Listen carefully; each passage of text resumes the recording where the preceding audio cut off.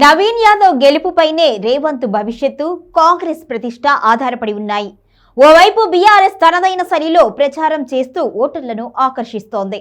జూబ్లీహిల్స్ చేజారితే పరువు, పదవి రెండూ పోతాయి అనే భయం రేవంత్లో ఎక్కువైంది.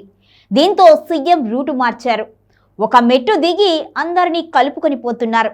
జూబ్లీహిల్స్ గెలుపుకు అందరం కలిసి పనిచేద్దాము అంటున్నారు. అయితే జూబ్లీహిల్స్లో కాంగ్రెస్ గెలుపు అంత ఈజీనా? రేవంత్ తాయిలాలకు ప్రజలు ఓట్లు వేస్తారా? కాంగ్రెస్ కు రేవంత్ పూర్వ వైభవం తీసుకువస్తారా? Watch the story. CM Revanth Reddy focus మొత్తం జూబ్లీహిల్స్ పైనే ఉంది. గెలుపును ప్రతిష్టాత్మకంగా తీసుకున్న రేవంత్ ఆ దిశగా పావులు కదుపుతున్నారు. నాయకులను సమన్వయం చేస్తూ గ్రేటర్లో కాంగ్రెస్ జెండా పాతాలి అనే అజెండాతో సాగుతున్నారు. ఎట్టి పరిస్థితుల్లోనూ జూబ్లీహిల్స్ ను కైవసం చేసుకొని కాంగ్రెస్ పార్టీకి పూర్వ వైభవం తీసుకురావాలి అని చూస్తున్నారు. అందుకే అసంతృప్తులను బుజ్జగిస్తూ అందరినీ ఒకటి చేసే పనిలో పడ్డారు. ఇక డైలీ రిపోర్ట్ తెప్పించుకొని ఎవ్రీ మార్నింగ్ మీటింగులు కూడా పెడుతున్నారు రేవంత్. నవీన్ యాదవ్ ను గెలిపిస్తే మీ ఎమ్మెల్యేలకు మంత్రి పదవి ఇస్తాను అని జూబ్లీ ప్రజలకు బంపర్ ఆఫర్ ఇచ్చే ఆలోచనలో కూడా రేవంత్ ఉన్నారు. ఇంతవరకు ఎవరికీ ఇవ్వకుండా కొన్ని శాఖలు అట్టిపెట్టింది అందుకే అని, ఇప్పటికే అజార్ ను మంత్రి చేసి మైనారిటీ అప్పగించడంలో ఆంతర్యం కూడా అదే అని విశ్లేషకులు అంటున్నారు.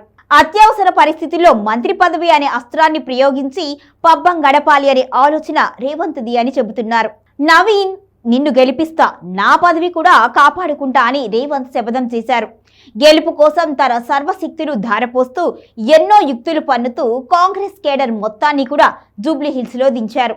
తన ప్రచారాలతో హోరెత్తిస్తూ గెలుపుకు బాటలు వేస్తున్నారు.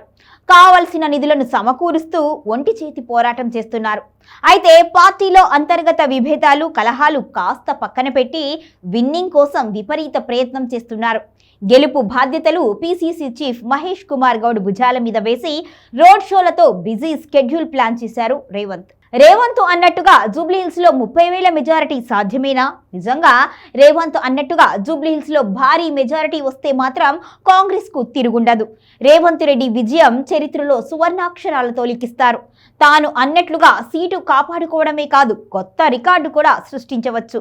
అయితే 15 ఏళ్ల తరువాత తెలంగాణలో మళ్లీ ఊపిరి పోసుకున్న కాంగ్రెస్ కు ఓటర్లు అంత ఈజీగా పట్టం కడతారా అన్నది ఆసక్తికర అంశం. నవీన్ కు మంత్రి పదవి ఎరవేసినా మరి అది ఎంతవరకు వర్కౌట్ అవుతుంది అనేది కూడా ఇక్కడ ప్రధానమైన అంశమే. అందుకే అన్ని సామాజిక వర్గాలను కలుపుకుంటూ రేవంత్ వెళుతున్నారు అని, ఈగో పక్కన పెట్టి గెలిపే లక్ష్యంగా ముందుకు వెళ్తున్నారు అని కాంగ్రెస్ శ్రేణులు అంటున్నారు. జనసేన బీజేపీకి తన మద్దతు ఇస్తోంది. అయితే రేవంత్ క్యాలిక్యులేషన్స్ ప్రకారం బీజేపీకి ఓటు బ్యాంకింగ్ పెరిగితే బీఆర్ఎస్ కు మైనస్ అవుతుంది అని భావిస్తున్నారు. నిజంగా బీజేపీ ఓటు బీఆర్ఎస్ కు మైనసా, కాంగ్రెస్ కి మైనసా అన్నది రేవంత్ గెస్ చేయలేకపోతున్నారు అని పొలిటికల్ పండిట్స్ అంటున్నారు. కేటీఆర్ వ్యాఖ్యలు తిప్పికొట్టే ప్రయత్నం చేస్తూ గ్రౌండ్ లెవెల్లో పావులు కదుపుతూ ఎత్తుకు పై ఎత్తు వేస్తున్నారు అనే టాక్ వినిపిస్తుంది. సమయం లేదు మిత్రమా, గడువు దగ్గర పడుతోంది.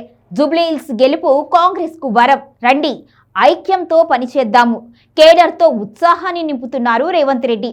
ఇప్పటికే స్పీడ్ పెంచి హస్తం పార్టీ గెలుపు కోసం అహర్నిశలు కష్టపడుతున్నారు అని అంటున్నారు. ఇక పార్టీలో ఎన్ని చీలికలు ఉన్నా అవసరార్థం వాటిని పక్కన పెట్టి పని చేయాలి అంటున్నారట. చూడాలి మరి రేవంత్ కష్టం ఊరికే పోతుందా, గెలుపు రూపంలో ఊరట లభిస్తుందా అనేది.